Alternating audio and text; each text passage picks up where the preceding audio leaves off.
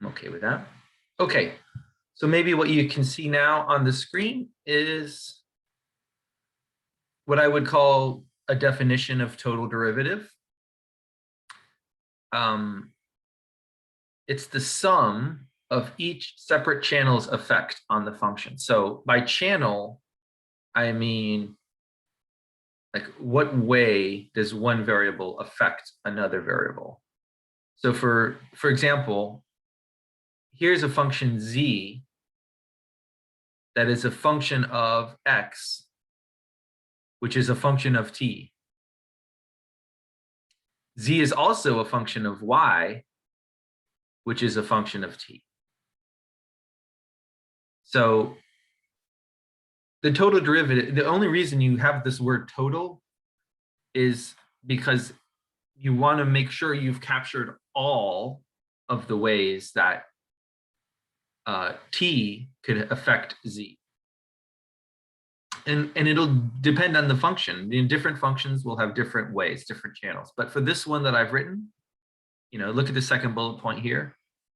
How many ways could t affect z? I would say there's two ways.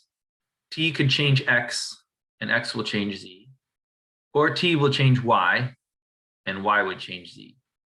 So the total derivative of z with respect to t, you just write that like this. You don't need a special curly, there's no new notation for total derivative. It's actually looks exactly like a regular derivative, because it's the total derivative of z with respect to t. What is it equal to? This isn't the definition. This is basically a formula. Here's the formula for how to calculate it for this particular example. If the example were different, we have a different formula. But given this example, I would like you to understand where this comes from. What does it come from? Well, this first term here, I like annotating. I'm just the guy who likes to annotate. This term here is the partial derivative of z with respect to x. It's like saying, okay, what is the effect just of x on z? If x changes, how does that affect z? That's this number here. It's a number.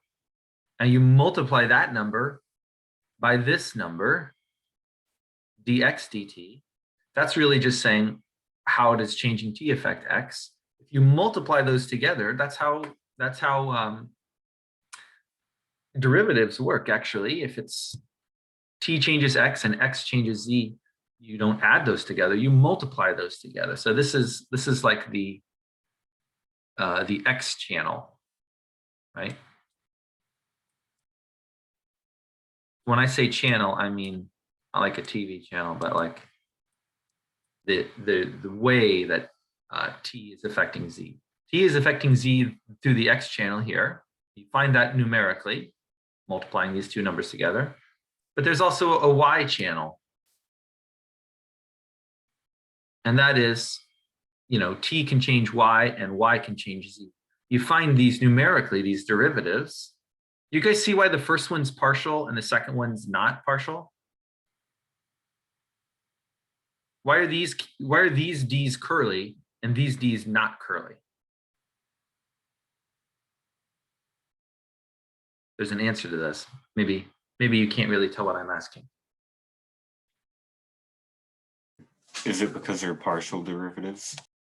So, but yeah. So why is z and x?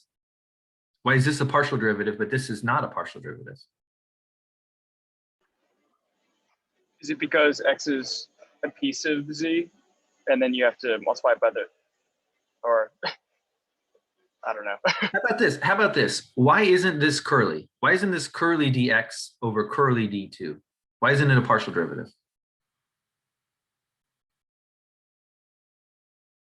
I just don't want us to be overthinking this.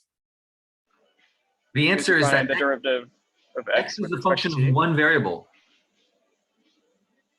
See this? X is a function of t only.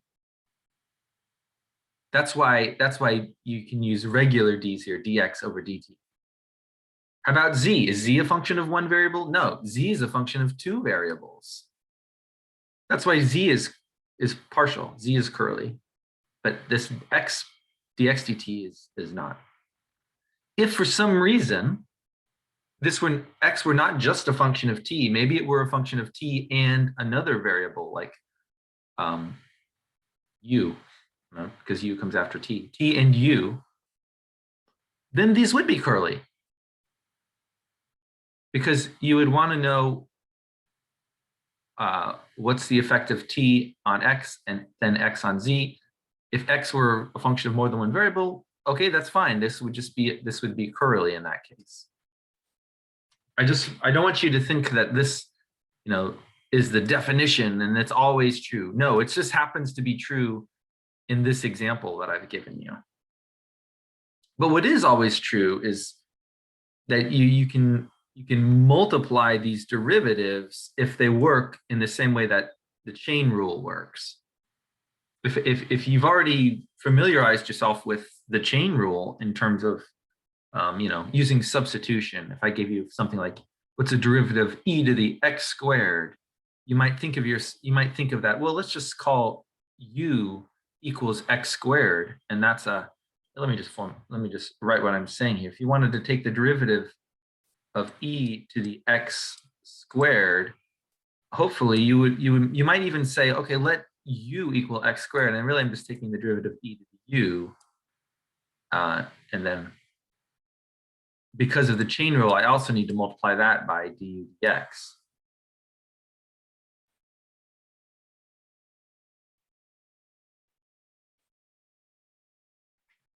Okay, and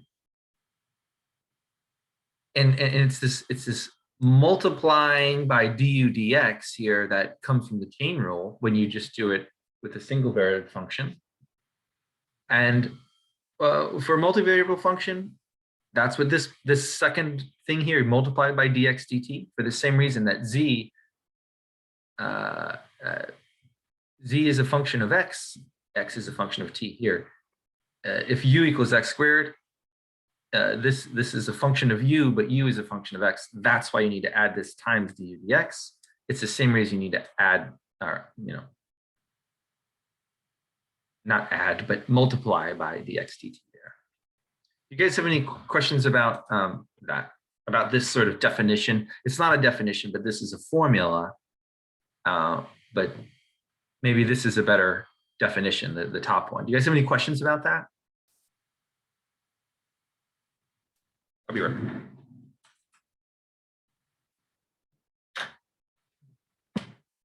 Okay, I'm here. No questions? I didn't hear anything. Here's an example. Find the total derivative of z. Can we do this together again? I think maybe we've already done it. Who cares? What will it be? dz dt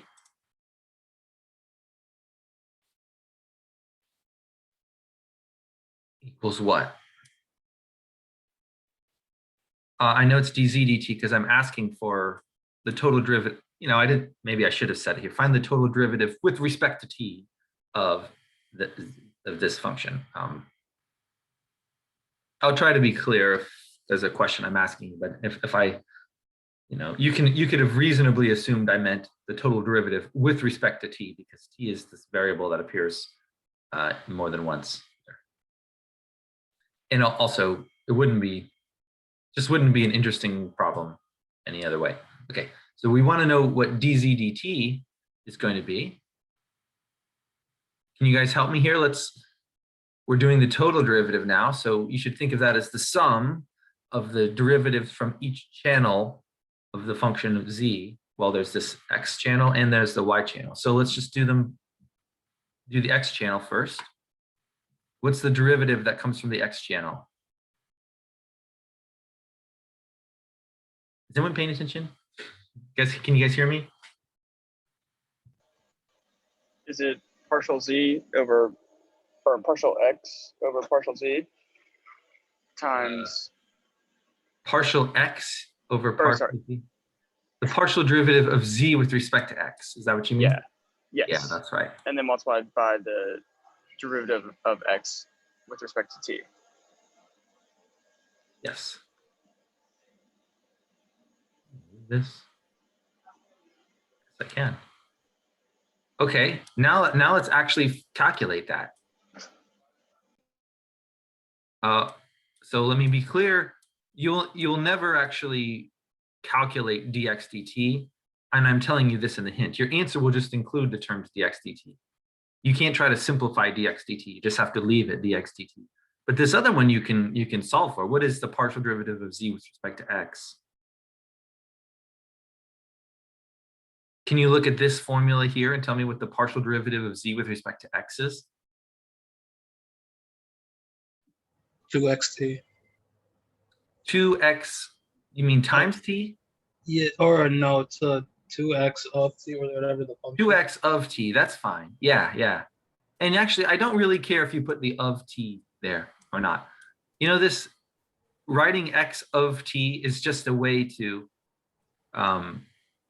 denote, just a way to almost remind you that, oh, by the way, x is a function of t. If I had written the same thing without the t's there, you could have solved that as well, right? You would know that x is a function of t because it says so on the left side of the equation, which means I don't need to say it again on the right. So I just want you to know that if you see it, if you just see this written as x squared plus y squared, you can still answer this question. It doesn't matter that I haven't, reminded you again that, oh, by the way, x is a function of t, y is a function of t. Just, it's assumed. Okay, so whether or not you put this of t, it doesn't matter. I kind of like it without it in the answer. Just, it's shorter. What if split just 2x like that? Seems like it's shorter. Either way is fine. But that's right. Remember, we need to multiply it by this dx dt. Don't forget that. You see how I got that? This part is the dz dx. This part is dx dt. I'm multiplying those two things together. Okay. Professor, Yeah.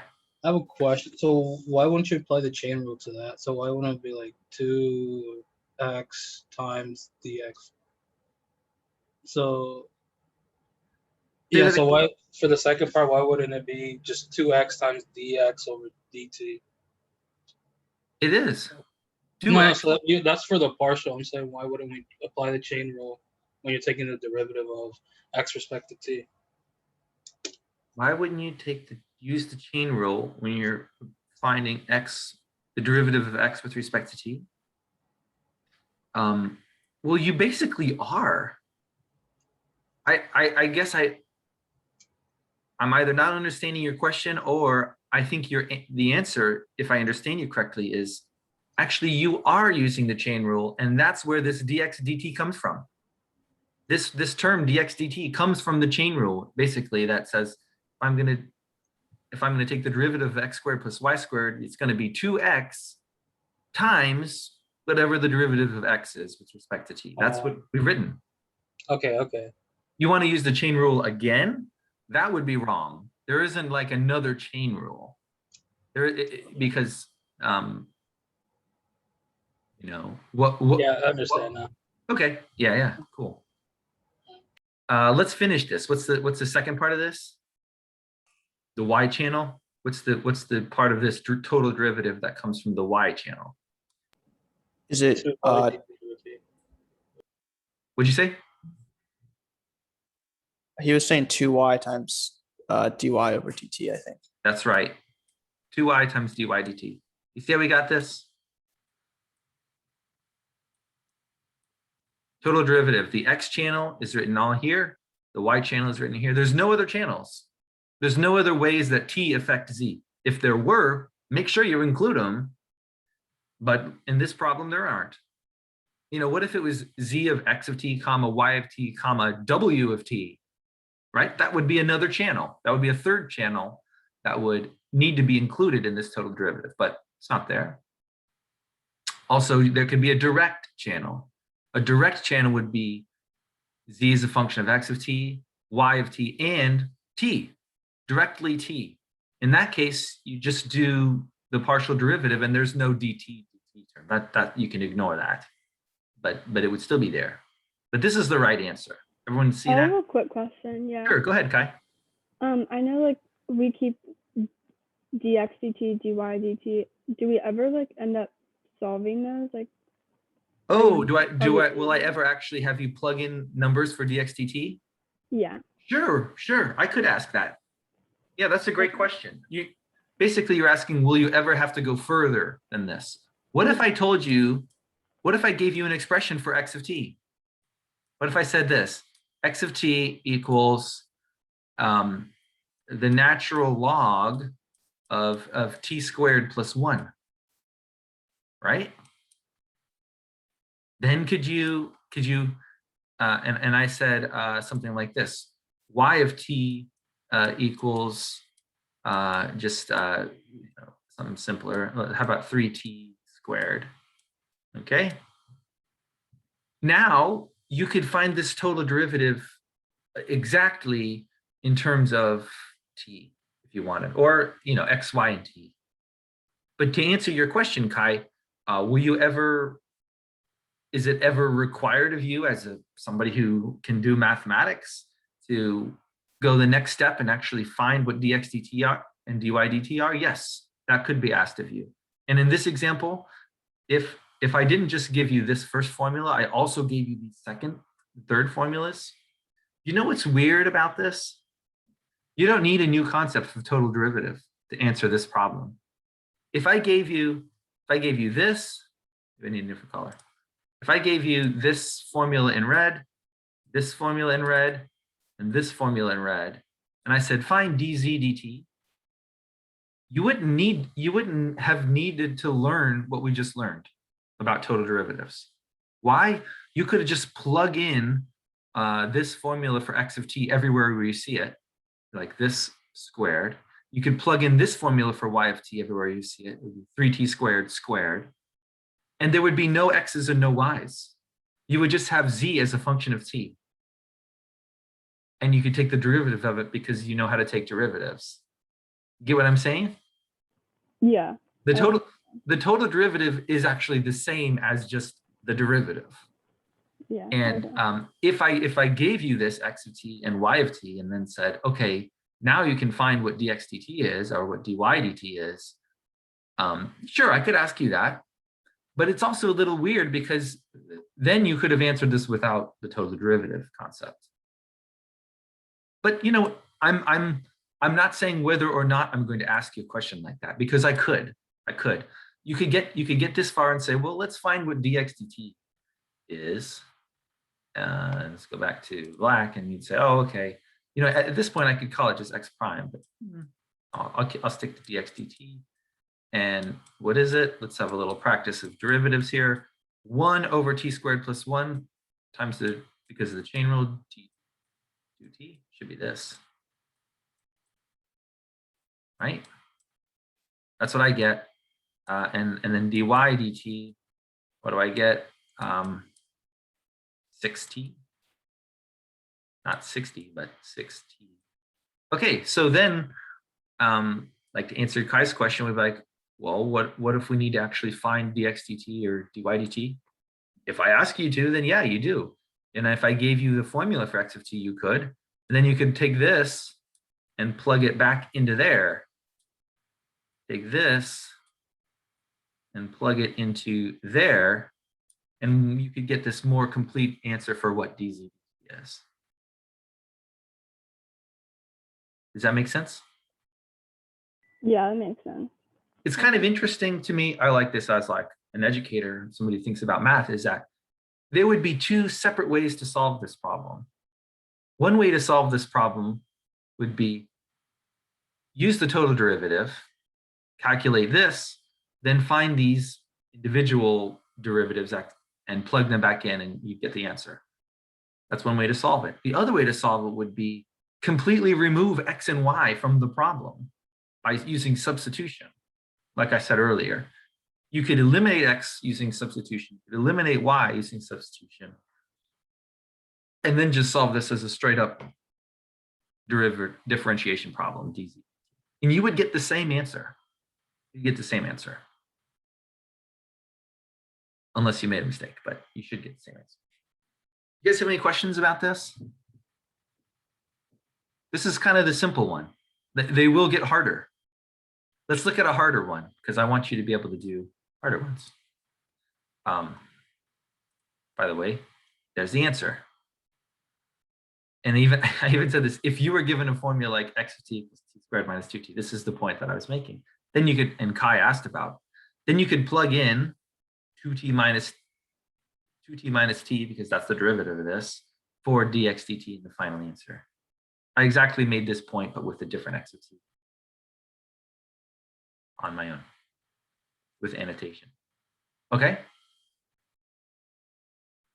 Here's an example where there's two what I would call indirect channels. T indirectly affects z here. T indirectly affects z through the y channel, and it directly affects z through this final channel, the t channel.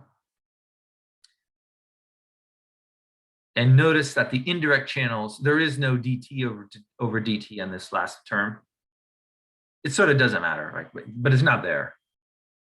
You could just think of it as equal to 1. You know, how does t change with respect to t? That's a weird question, but the answer is 1. That's kind of like the XKCD's webcomic and talking about time travel. I've come here from the year 1980 to tell you I'm a time traveler. It's true. I was born in 1980. And I've traveled through time at the rate of 1 second per second to get you here. Well, okay, that doesn't mean anything. You're not really a time travel if you're moving at the rate of 1 second per second. Same thing here, dt over dt. What does that even mean? It doesn't mean anything. It just disappears. That was a stretch for that example, but I'm a big fan of XKCD. All right, let's take a look at an example of this. Total derivative. I think I may have already given you this example, but who cares? Let's do it again. You guys could impress me by how quickly you get the answer to this. What is the answer to this? The same thing as before, but we're going to have this x channel, we're going to have the y channel, and then we're going to have the direct channel coming from t. So our total derivative dz dt is going to have 3 terms. The x things, the y things, and the t things. So let's try to, can we try to just write it straight out? Oh, it's bad to be writing in green? Nah. dz dt. Do you think we can go straight to the answer instead of writing this sort of, you know, I'll help us out here, right? What's the first thing should be the x channel. So let's write in this first parentheses what will go there, the partial of z with respect to x. And we'll take that and multiply it by dx dt, right? And then we're going to add, does this make sense, guys? We're going to add now the partial of z with respect to y and multiply that by dy dt. And then the third thing will just be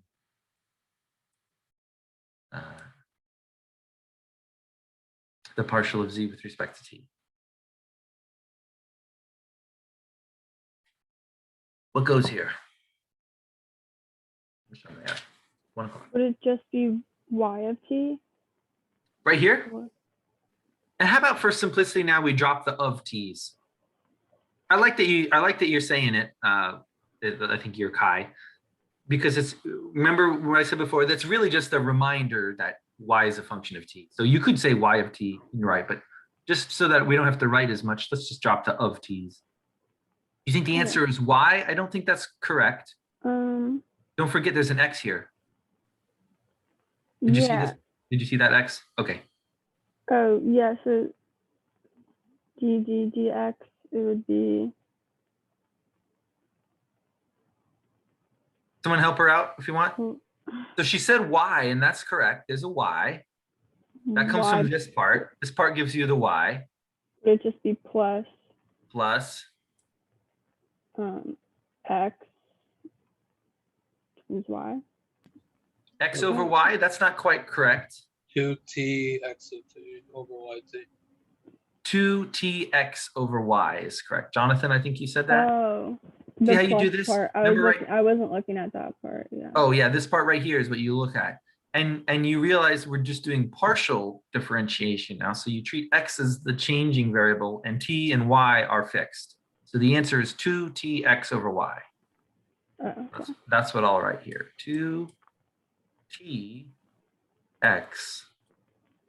over y. This is partial differentiation. That's how we got this. Okay, that's right. How about this? This is now the y channel. Let's think about the y channel. We need to think of the partial derivative of this with respect to y. I'll do the first thing. From this part here, we get an x. What do we get from the second thing? How good are you guys with partial derivatives?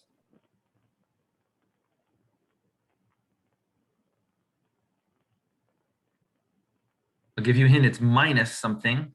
How do I know it's minus something? Because I see y's in the denominator, so that's going to be like a y to the -1. So I know it's going to be a minus. What's it going to be? X minus. Would it be t times x of t squared, y to the -2? Good. Y to the -2. I'm going to stick that in the denominator and say it's over y squared. Okay. And I'm dropping the of t's, but you're correct to say of t every time you say x of t, something like that. But it's implied, so I'm not writing it. I think Jonathan said that. Do you guys see where we got this? Partial derivative of this with respect to y. There's this part here didn't have anything, so we didn't write it, but that's good. Okay, now for this last part. This is the direct channel of t which affects z.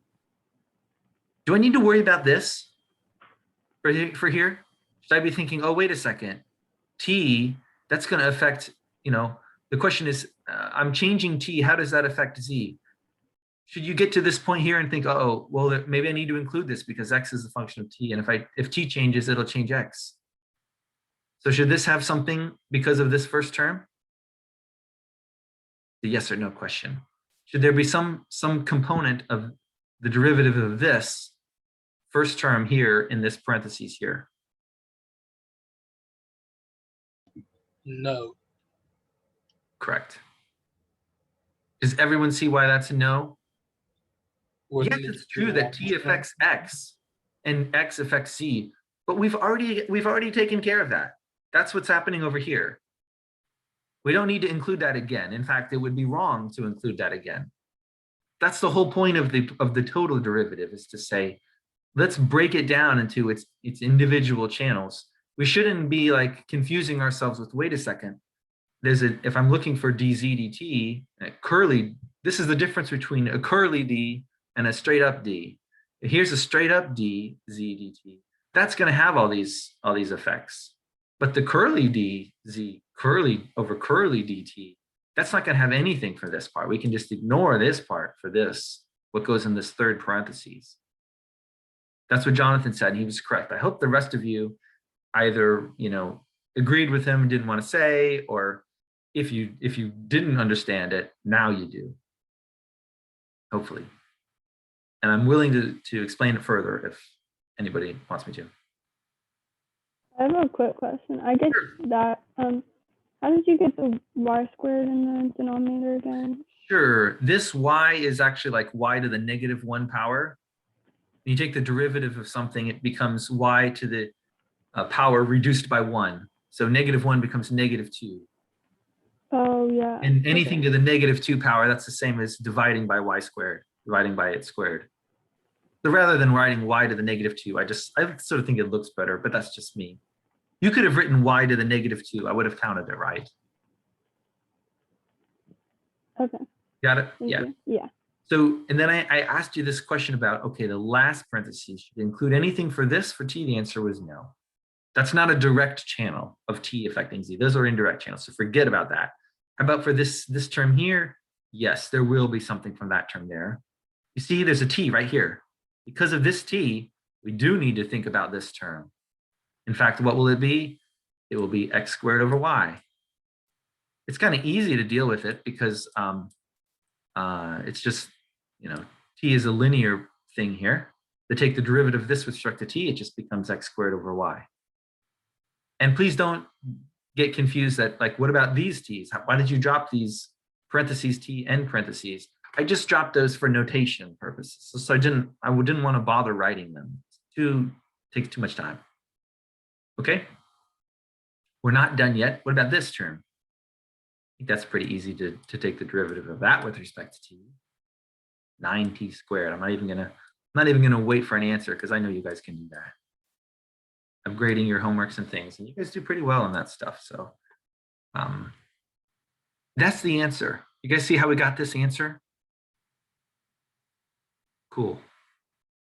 But please ask me if you have any questions. I mean, you could imagine this being more complicated, couldn't you? You could imagine even more variables in this z, or you could imagine the formula being more complicated, maybe with exponents or logs or whatever else that you know how to differentiate. I'm not going to ask you things like trig functions or hyperbolic trig or things that you don't know how to take the derivative of. That's not what this class is about. This class is about the techniques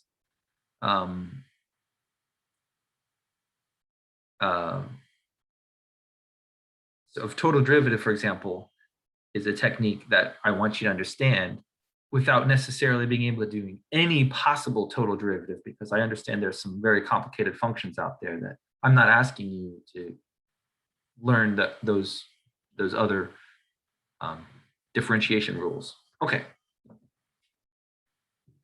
Should we go on? Let's go on. I think I actually give the answer to this. Yeah, there's the answer, although that's a hot mess because I need to stop the drawings. But there it is too. You can see it there if you want.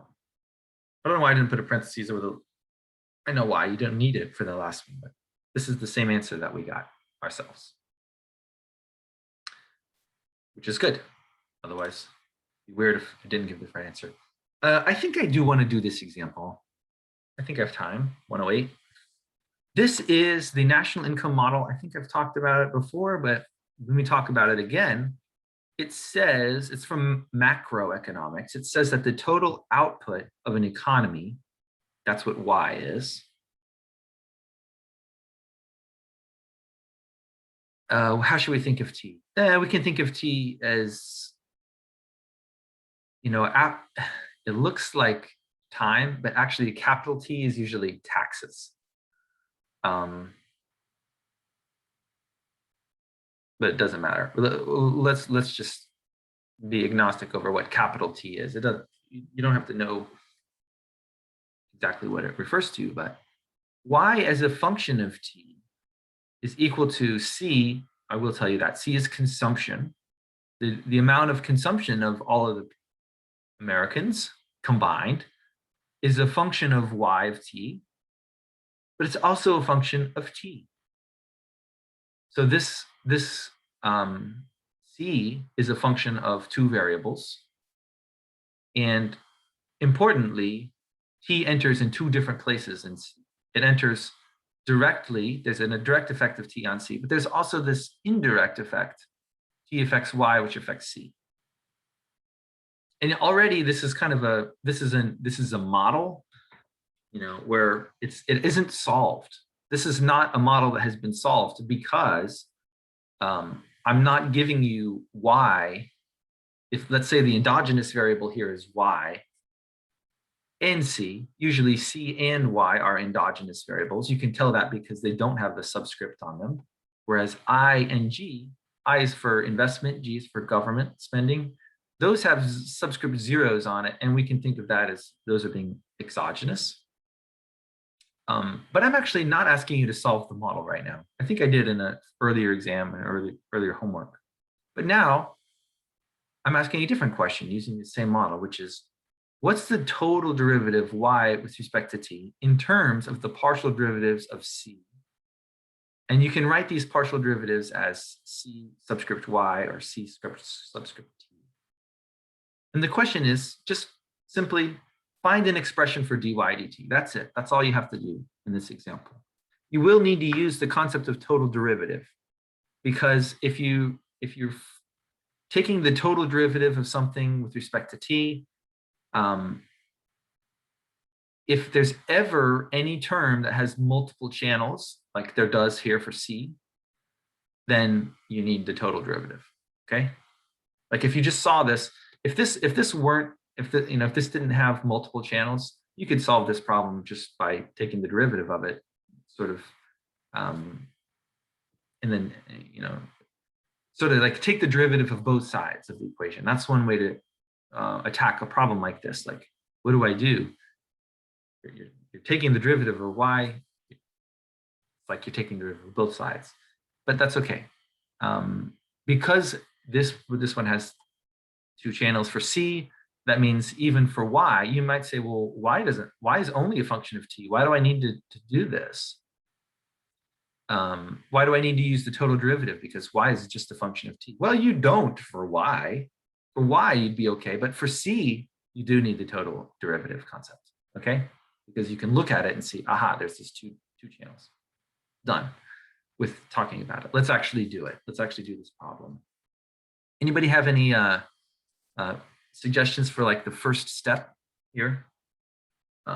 In the national income model problem, a very good first step is to take the derivative, total derivative of both sides with respect to t. That's actually what I'm asking for here is dy dt. So let's think about that. What is dy d capital T, which I believe is taxes, but it doesn't matter. Now I want to take the derivative of these three things individually. We can already ignore the I0 and the G0, right? Those are going to go away for now.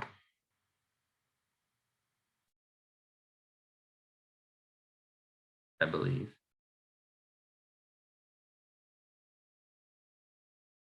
Yeah, because they're exogenous. Okay, so what is, sorry.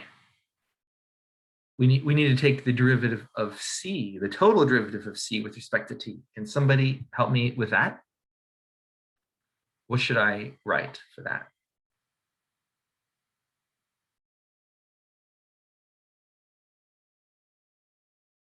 Anybody have any answer for how do I write? I've taken the derivative of y of t, that's here. Now I want to take the derivative of this term with respect to t. What would I write? You need to use the concept of total derivative now. It's kind of like I'm finding dc dt, but I want to write it as its two components here. Maybe people are confused. So what do we want to do? We want to look at the first channel and the second channel. The first one is indirect. The second one is direct. So let's do the indirect one first. What is the indirect effect of t on c? It can be written as curly dc curly over curly dy. Well, that's the partial derivative of c with respect to y. And I've already said here, let's simplify that by just saying c with a subscript y. You should think of that as the partial derivative of c with respect to y. But now because of the chain rule component, I need to multiply that by dy dt, right? We just did the total derivative. So hopefully this is fresh in your mind. This is the partial derivative part. This is the multiplying it by the chain rule part. That's the first channel. What about the second one? Okay, now we have t and c. Notice that one is direct. So we don't need two components here multiplied together. We just need the ct component. Okay. This is the first step of the answer, but it's actually not the answer.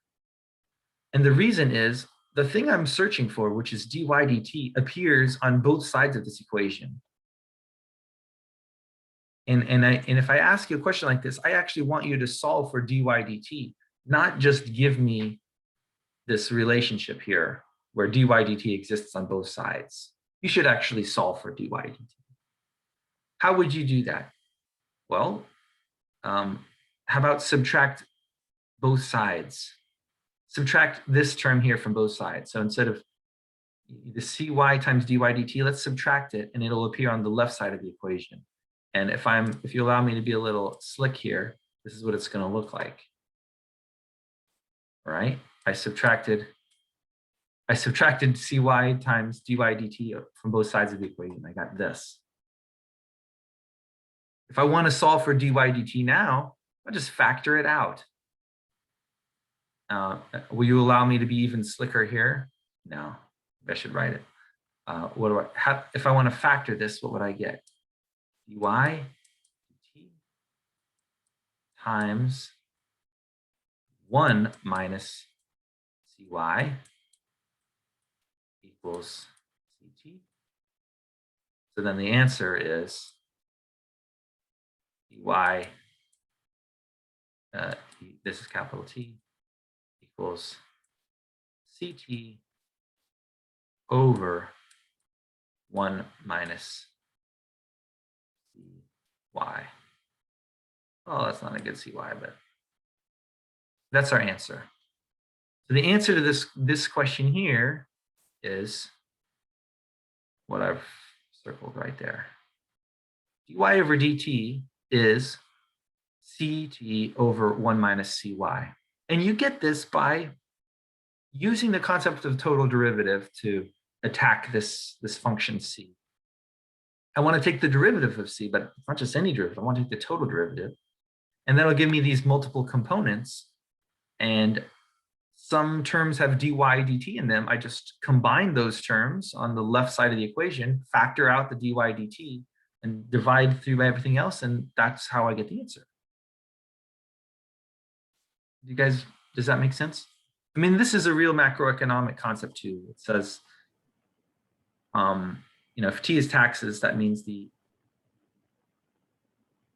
effect of taxes on Y is, sorry, what? Did you say something, Kai? I don't think so.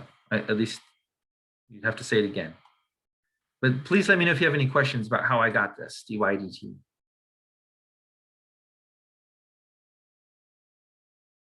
I don't know if you could hear me. My audio stopped, but I said it made sense. You what? I don't know if you guys can hear me, but I said it made sense. That's all. Oh, made sense. Good. Yeah. I'm trying to figure out if you had a question or it made sense. Okay. Sorry. No, that's fine. I kind of want to go on, maybe another example of total derivatives or something. Clear. You're all drawings. Why can't I go to the next? Oh yeah, so here it is written on my notes if you want to see it again. I specified here the zeros, right? The derivative of that with respect to t is 0, derivative of that with respect to t is 0. Then I combine the dy dt terms and divide by them. That's how you get the answer there. Note that when I put here, this is just notation here. This notation is partial derivative of c with respect to t. That's what that means. The partial derivative of c with respect to y. That's what that means. You want another example? Let's find dz dt here. This is my last example. I don't know. Well, let's do it. See if we can write it directly. Let's get right to the writing of it. dz dt equals. I kind of like this parentheses thing. It sort of highlights the fact that, yeah, something's going to go there. And whatever goes there is going to be multiplied by dx dt, right? What goes there? What goes in this parentheses?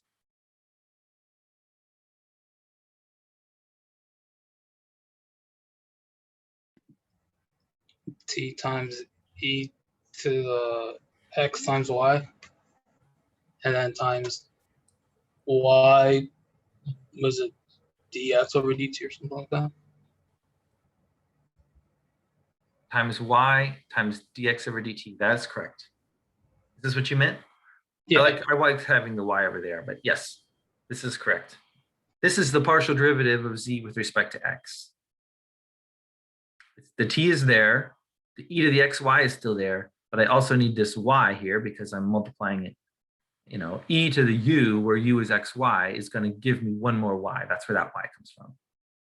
But everything in the parentheses is simply the partial derivative of z with respect to x. Now I want to add the partial derivative of z with respect to y, which is what? T. Now there's an x here because of the chain rule part of exy, e to the xy times dy dt. Okay.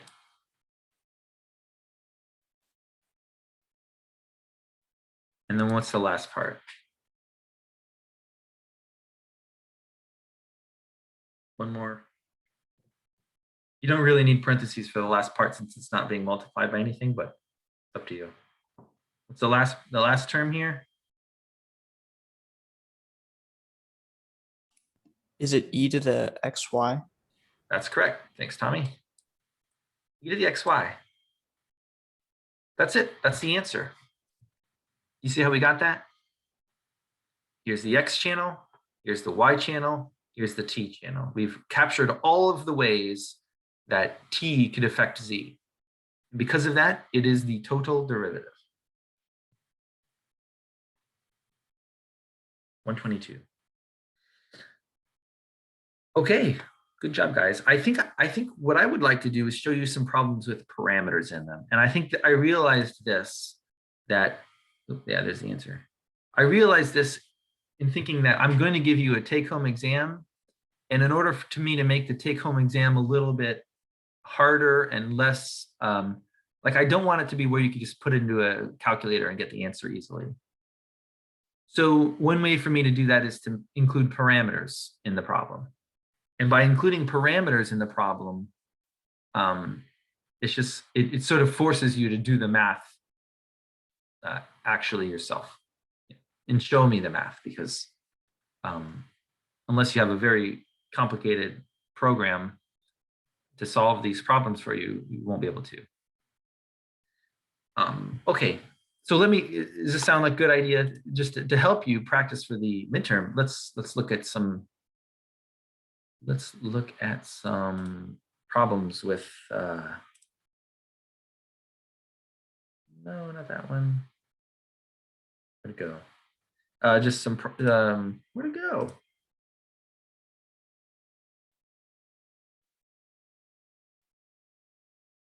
I've written some problems with parameters. Give you some help with that. And they're generally like partial derivative problems, total derivative problems, Hessian problems, things like that. Also with convexity and concavity, I think we could use more practice with that. So let's do that. Here's an example. Oh, I should share it. I did find it, but I did not share it with you. Here we go. Here's a problem. What do you guys think about this problem? Let alpha and beta be parameters. Let x of w and y of w be functions of one variable, and let z of x and y and w be a function of three variables. Find the total derivative dz dw of this function. Z equals alpha wx squared plus natural log of beta plus y minus w. Your answer will be in terms of the derivatives of x and y. Okay. I think you can do this. What's the first thing we should do?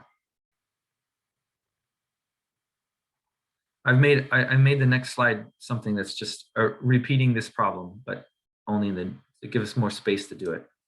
I was planning on using annotation now to do this. Remember, we're looking for dz dw. I'll write that here. Oops. There we go. dz dw. Anyone want to tell me the answer here? It's similar to everything else we've done, but there's parameters now. There's an alpha, there's a beta, there's a w. But remember, w is not a parameter. W is a variable. X and y are variables, which themselves depend on w.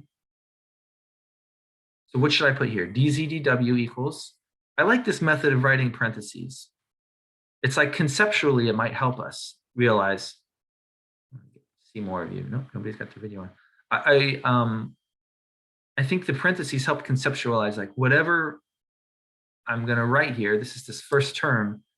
the partial derivative of z with respect to x, we'll say x, let's do the x channel first. Whatever that is, we're going to end up multiplying it by dx dw, right? I should have forced you guys to tell me the answer to that instead of just giving it to you. You understand why this first term is whatever's in here is being multiplied by dx dw? This is the x channel. Then for the y channel, what are we going to have? Same thing, the partial derivative with respect to y. That's going to be multiplied by dy dw. I think to save time, I'm not asking you, I'm just giving you this basic structure. Don't need parentheses for the last one because there is no dw, but there will be some effective w, and then we'll write it there. Okay, what goes in these parentheses? First one, what goes in this first one? Is it 2 alpha wx?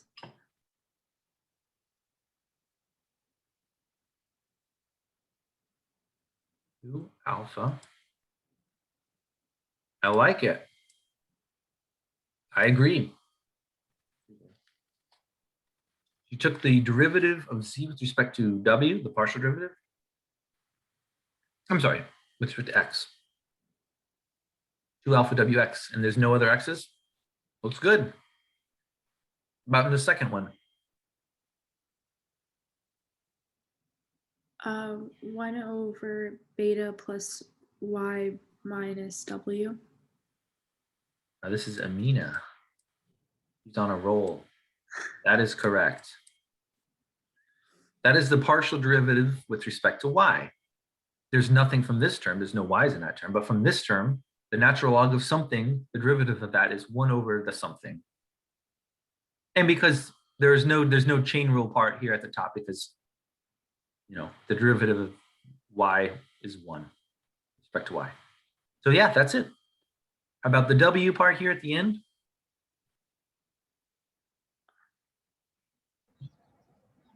Alpha x squared minus 1 over b plus y minus w. I think this is right. Did you say alpha x squared? That's good. And then you said minus, I like that. You were thinking ahead to put the minus there. 1 over beta plus y, beta plus y plus w, minus w. That is correct. Thank you. Does everyone see how we got that? That's the partial derivative of z with respect to w. And this is it. This is the answer.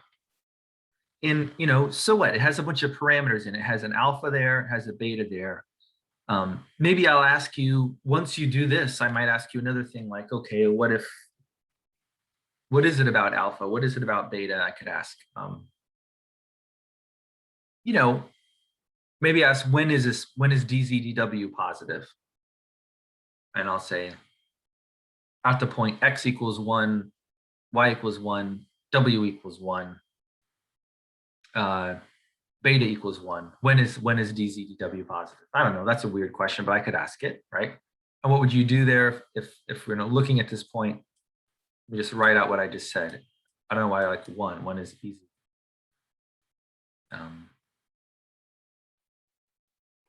Oh, I also want that numerator to be. We want you to be taking the log of something that's positive. You can't take the log of 0 or negative number. So yeah, let's make beta equal 1. Then the question is when is dz dw positive? Now this is actually a question about alpha, isn't it? What I've written here is it has become a question about alpha because I've told you x, w, y, and beta. The only thing left that I haven't told you is alpha. Oh, by the way, though, I haven't told you what dx dw, dy dw are. So it'll actually be talking about alpha in terms of those. I mean, that's okay. You can still answer that. How would I answer this? This just becomes 2 alpha. You can do this here, xw, that's shorthand. this one becomes 1 over 1 plus 1 minus 1. That just, this whole thing comes to 1. This just becomes plus YW. Wait a second, I don't need that. Well, I've done it already. And then this last term plus alpha minus 1 over 1 plus 1 minus 1. That's minus 1 over 1, minus 1 is greater than 0. I don't know. This would be one way the question can continue. And then now you really, maybe you want to solve for alpha here. Maybe if I'm asking you more specifically, I say for what values of alpha, what range of alpha, that means you want to pretend like you're solving for alpha, even though it's an inequality. Let me just remind you here that if I'm asking you to find a condition with respect to one of the parameters, the best way to answer that is to give an answer that doesn't involve the parameters on both sides of the equation or the inequality. Just try to solve for alpha here. In this case, it would be, so if I factored out an alpha, it would look like this: alpha 2xw plus 1 has to be greater than, let's move everything else to the other side. You get 1 minus y w, and then you get this alpha has to be greater than 1 minus the derivative of y with respect to w over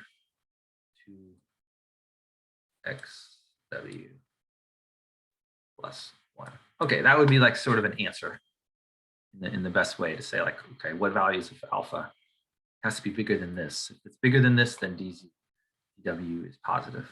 Unless I made a mistake somewhere. Did anybody see mistakes? I mean,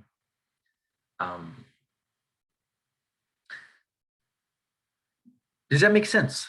So this is an example of a problem that's really a differentiation. It's a total derivative problem, but I've included parameters to sort of make it not just to make it more challenging, but to make it more pure in the sense that you're not solving for the numbers in an example. You really have to show me the method to get the answer here. You're not going to get this answer from a computer unless you have a very good computer program. Okay. You guys have any questions about this? Can I give you another one? One more that might actually be harder. Clear all drawings. Here's another one. This one's about convexity. We didn't spend too much time talking about convexity, but I did give you this definition, and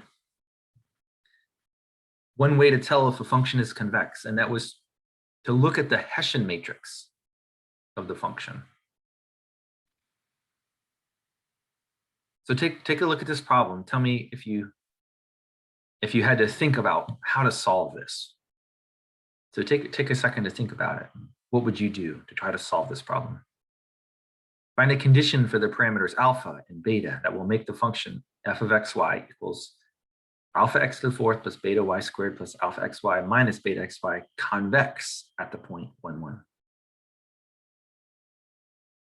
And then harder, find the exact range of alpha that makes fxy convex at 1, 1 if beta equals 1. What should I do?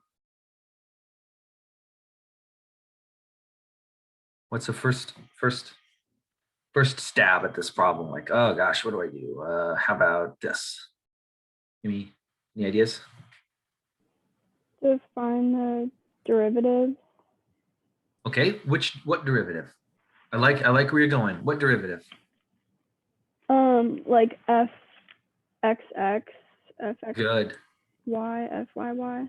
Those. Kai's exactly right. You can call those partial derivatives. You call those second order partial derivatives. Yeah. That's one name for them, right? You guys get what she's saying? We need to find these second order partial derivatives, and because there's actually the fyx, but that one you don't need to calculate again because it'll always be the same as fxy. There's these 4 second order partial derivatives that we need to calculate. That's the only way to make any progress on this problem. So let's do it. What is the first one? What is fxx?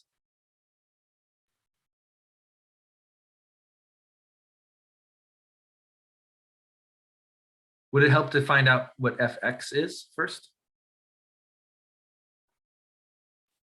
Maybe. It's fx equals.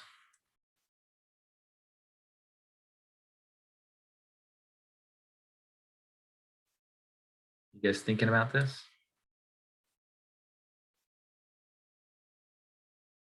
Right? Plus alpha y minus beta y. Do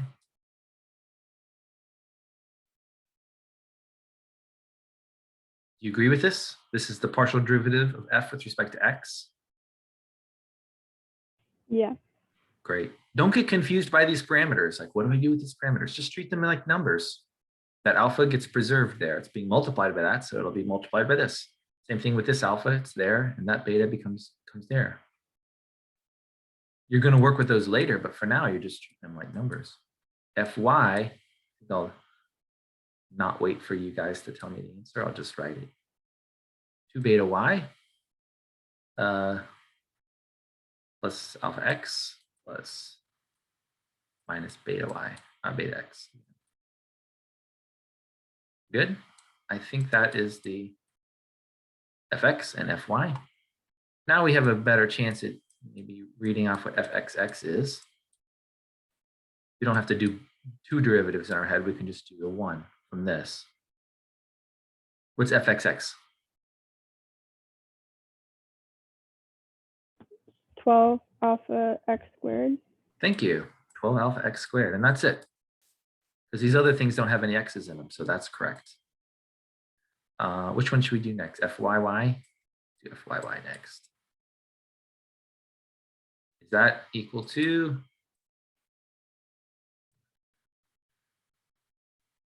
It's 2 beta. And now these are sometimes called the cross partials, because you're sort of crossing one, then the other. What is fxy? It'll also be equal to fyx.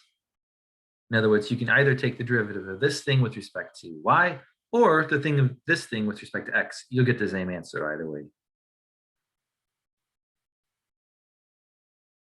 What is it? The alpha minus beta. Correct. Thank you. So we have this first step. We've calculated all the second order partial derivatives of f.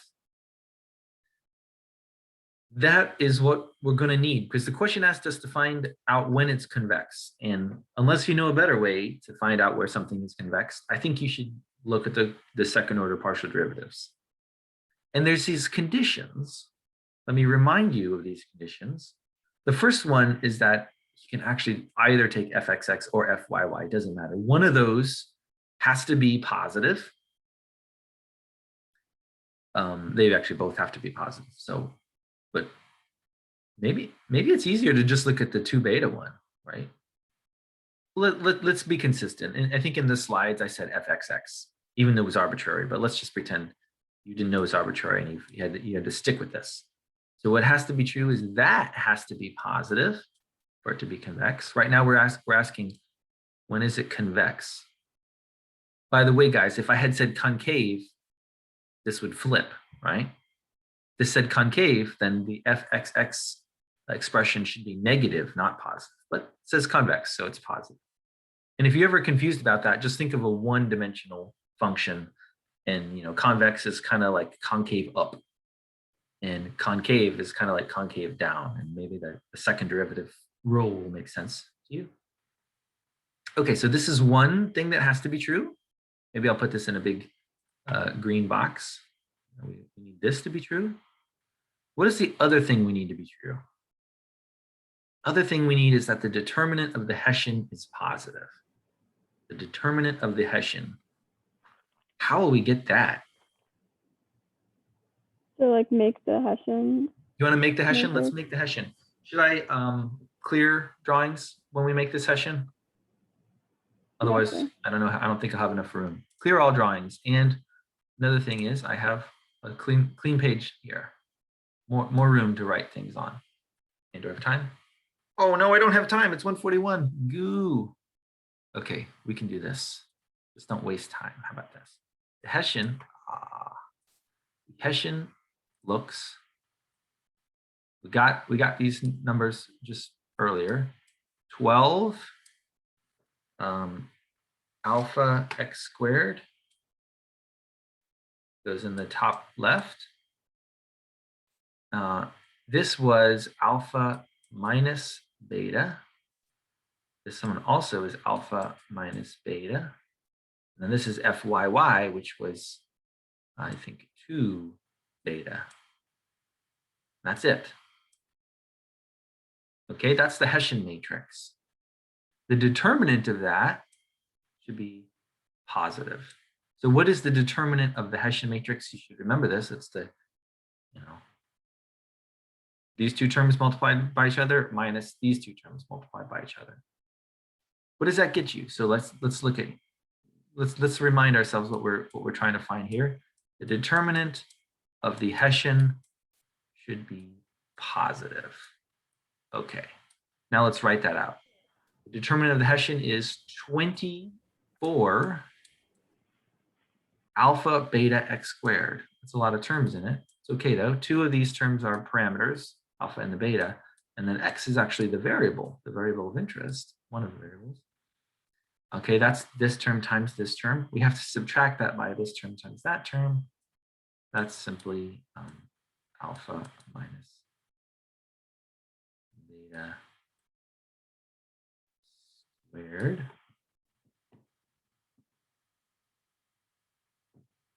You know what? I think I made it interesting. I think I maybe transcribed it wrong. Maybe not. Well, that should be positive for it to be convex. Let me just check what I wrote. Oh yeah, at the point 1, 1. Sorry. So here, I don't know why I have 0, 0 here. That's not right. It should be 1, 1. Okay, this is wrong. This should be 1. X equals 1, y equals 1. Okay. So because x equals 1, y equals 1, I can actually ignore this x squared. It becomes just 1. And what do we get? So this actually is as good as we can get in terms of the answer for this. Alpha beta minus alpha minus beta squared has to be positive. I would say this is as good as you can get in terms of a condition for alpha and beta. You can't solve for alpha or beta here, and I would not be expecting you to. I didn't ask specifically for a range of alpha or a range of beta. That's why you don't need to solve for alpha and beta. You can just say, this is the condition, which has to be true. Oh, by the way, what about this 12 alpha x squared? Has to be positive, has to be positive, right? I should have included that. We almost forgot about that because right here's determinant h has to be positive, but also fxx has to be positive.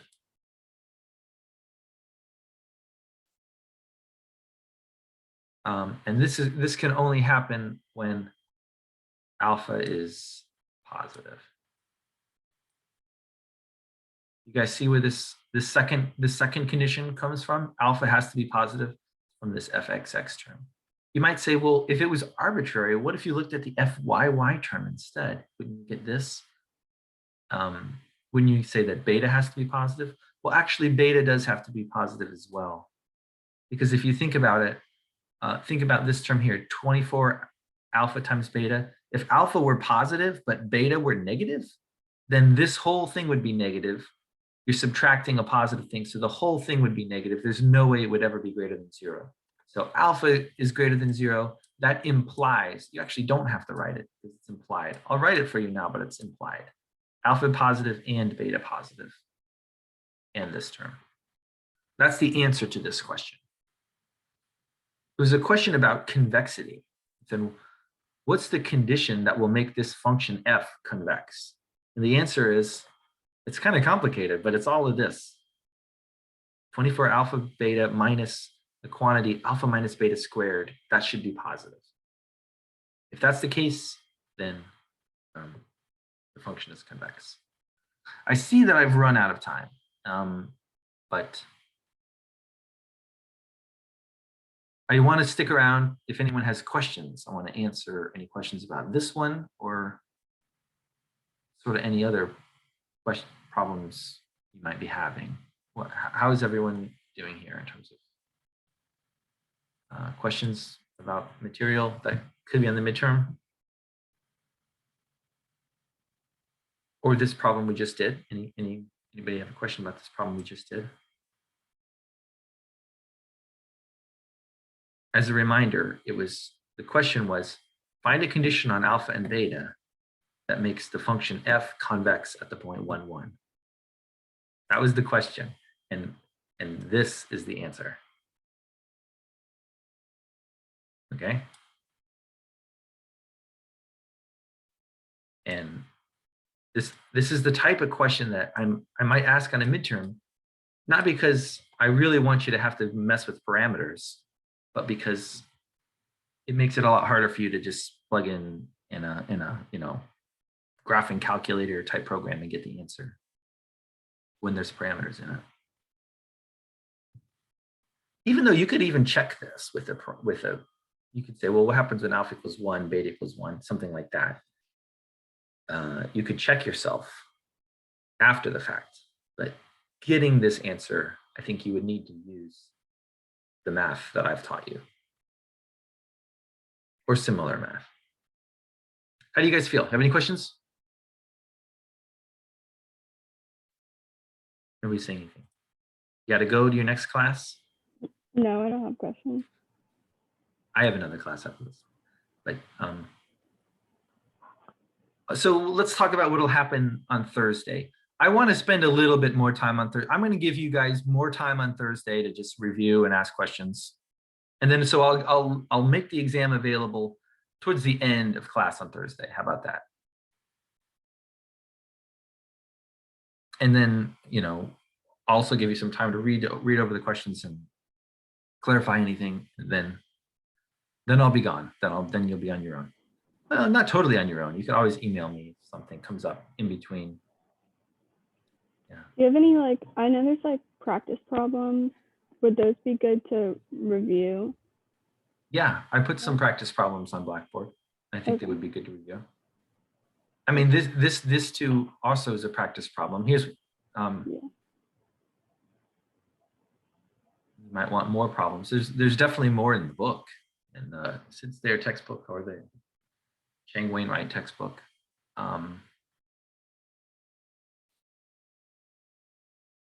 But then, I also recommend I put some problems on Blackboard that are just called, oh, it's like an optional homework. I put an optional homework on Blackboard. Those have practice problems.